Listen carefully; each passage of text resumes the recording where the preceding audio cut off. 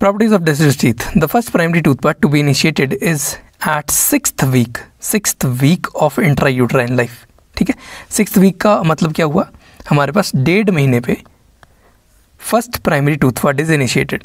Calcification of primary teeth starts at 4th month and is completed by 6th month of intrauterine life. 4th and 6th month intrauterine life में हमारे पास calcification begin और end करती है. ठीक है, next is the first primary tooth to erupt is the mandibular central incisor into the oral cavity and at the age of 6 months. कितने महीने पे, 6 महीने पे पहला दांत हमारे पास mandibular central incisor oral cavity में आ जाता है बच्चे का.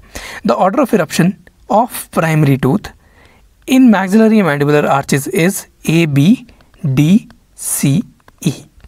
ठीक है, सेकेंड मोलर हमारे पास सबसे लास्ट में निकलेगा, सेकेंड प्राइमरी मोलर, और उससे पहले हमारे पास कैनाइन आता है.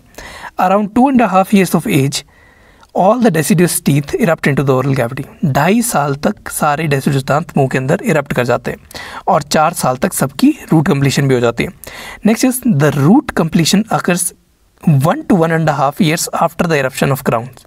रूट कंप्लीशन कितने साल बाद करती है, 1 से 1.5 साल ले लेती है, प्राइमरी की बात हो रही है, after the eruption of crown. Next, the cusp of deciduous canine is much longer and sharper than the permanent canine. The cusp of deciduous is much longer and sharper than the permanent canine. The mesial slope is longer. Mesial slope is longer than the distal slope, whereas the opposite is true for permanent canine.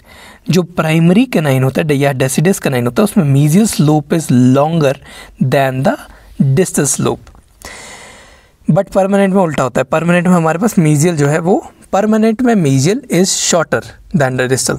The crown of deciduous anterior teeth are wider mesiodistally in comparison to their crown length than the permanent teeth. मतलब mesiodistally ये wider होते हैं then इनकी जो height है. The root are slender, longer, more divergent and flared. क्यों? So as to accommodate the developing tooth buds of the permanent crowns. ठीक है, इनको अकोमोडेट करने के लिए रूट्स होती हैं वो लॉन्गर होती हैं, स्लेंडर होती हैं, मोर डाइवर्जेंट होती है. The pulp chambers are larger and pulp horns are slightly higher placed. Pulp chamber बड़े होते हैं और पल्प हॉर्न्स हाईली प्लेस्ड होते हैं. Enamel and dentin thickness is limited making the pulp chamber shallow. Enamel और dentin की thickness जो होती है वो बहुत कम होती है, इसीलिए अगर हम कैविटी प्रिपेयर करें तो हम पल्प चैम्बर तक बहुत जल्दी पहुँच जाएंगे. ठीक है, the pulp canals are wider and apical portion of the canal is less constricted than that of the permanent teeth. मतलब pulp canals wider होती हैं और apical portion भी इनका broad होता है प्राइमरी डेंटिशन के अंदर. The cervical ridge is developed and is called as molar tubercle of Zuckerkandl in the upper first molar. cervical ridge बहुत ज़्यादा डेवलप्ड होती है फर्स्ट मोलर के अंदर और उसे हम कहते हैं molar tubercle of Zuckerkandl. ये जो फर्स्ट प्राइमरी मोलर है मैंडिबुलर का, ये किसी के साथ भी रिजेंबल नहीं करता है. ये क्वेश्चन आएगा कि this will resemble with no one. Primary mandibular first molar will resemble no one.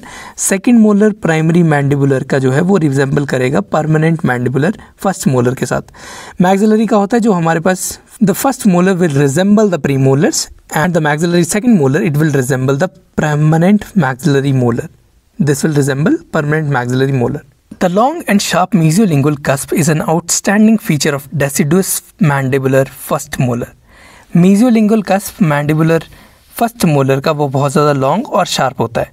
Mesio and lingual, alright? मतलब अंदर की साइड और mesial side. It is the largest of all cusps in the lower first molar. The fifth cusp is present in deciduous upper second molar is called as cusp of Caribuli क्योंकि ये रिप्रेजेंबल कर रहा है permanent first molar के साथ, तो इसमें cusp of कैरिबुलाई present होता है. Next is the fifth cusp in lower second molar is the buccal cusp. जो 5वां कस्प होता है वो बक्कल कस्प होता है प्राइमरी के अंदर. ठीक है, लेकिन अगर हम परमानेंट की बात करें तो fifth cusp is the distal cusp. सबसे छोटा कस्प भी डिस्टल कस्प होता है परमानेंट के अंदर. The difference between the enamel rods orientation.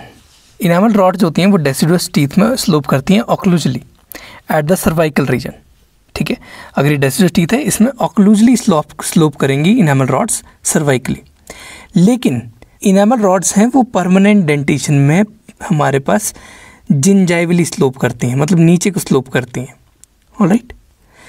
Primary molar in which the anatomy of pulp contraindicates an MOD preparation is the mandibular first molar.